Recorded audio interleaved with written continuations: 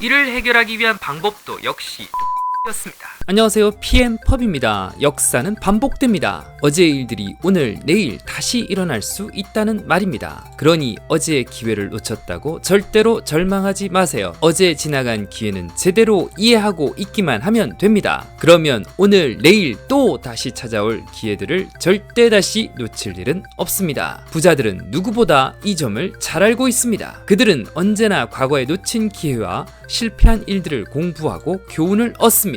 그리고 그들은 현재와 미래 투자에 그대로 써먹습니다. 따라서 우리는 부자들의 이 점을 철저히 배워야 합니다. 이제 PM펍은 여러분이 부자들의 돈 버는 지식에 쉽게 다가설 수 있게 해드립니다. 지난 10수년간 세계는 미친듯이 계속 돈풀기를 하고 있습니다. 이런 비정상적인 상황은 어디에서 출발했을까요? 바로 2008년 미국 서브프라임 사태인데요. 돈 갚을 능력이 없는 사람들에게 집을 담보로 돈을 빌려줬던 것을 서브프라임 모기지론이라고 합니다. 당시 미국의 금융기관들은 수익을 제대로 뽑기 위해 서브프라임 모기지론을 기초로 수많은 금융 파생 상품을 만들어내서는 전 세계로 팔아먹었습니다. 문제는 부동산 가격이 내려가자 발생했습니다. 사람들은 더 이상 원금과 이자를 갚을 능력이 사라졌고요. 심지어 집을 팔아도 빌린 돈을 갚을 수 없게 됩니다. 이는 금융기관들의 직격탄을 날렸는데요. 결국 미국 5대 금융회사 중 하나인 리먼 브러더스를 파산으로 몰고 갑니다. 단순히 생각하면 이 사태는 돈 갚을 능력이 없는 사람들에게 계속 돈을 빌려준 은행 잘못 같은데요. 그러나 여기에는 은행 잘못만 으로 몰고 갈 수 없는 자본주의의 근본적인 작동 원리가 숨겨져 있습니다. 자본주의는 돈이 돈을 낳고 그 돈이 끊임없이 다른 돈을 낳아야만 굴러가는 구조입니다. 이런 구조에서 은행은 자본주의의 막가파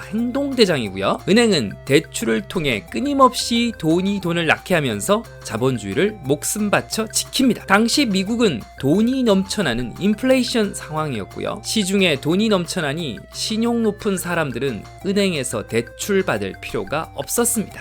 은행에게 대출은 절대 멈춰서는 안 되는 사명이기에 돈 갚을 능력 없는 사람들에게까지 대출을 마구 뻗치게 된 것이었죠. 끊임없이 돈이 돈을 낳아야만 생명이 유지되는 자본주의는 결국 인플레이션으로 향할 수밖에 없는 운명입니다. 그러나 끊임없이 만들어진 돈으로 물가가 최고점을 찍을 때는 어김없이 디플레이션이라는 숙명을 만나게 되는데요. 이때는 돈이 아예 돌지 않아서 기업은 생산, 투자, 일자리 모두를 줄이게 되고 가게는 아예 쓸 돈이 바닥나는 상황이 됩니다. 미국 서브프라임 사태도 똑같은 패턴이었습니다. 인플레이션 상황에서의 무리한 대출이 세계적인 금융위기 디플레이션을 불러왔고요. 이로 인해 전 세계 주식, 부동산 시장은 모두 폭망했습니다. 이에 세계는 제로금리와 양적 완화로 돈풀기에 돌입했습니다. 서브프라임 사태가 좀 잠잠해지나 했던 2013년 초엔 소위 피그스라 불리던 포르투갈, 이탈리아, 아일랜드, 그리스, 스페인과 같은 남유럽 국가에서 재정위기가 발생했습니다. 이를 해결하기 위한 방법도 역시 돈풀기였습니다. 이 무슨 신불자 카드 돌려막기도 아니고 말이죠. 이 자본주의란 놈은 지가 살기 위해서 돈을 계속 늘어나게 만들고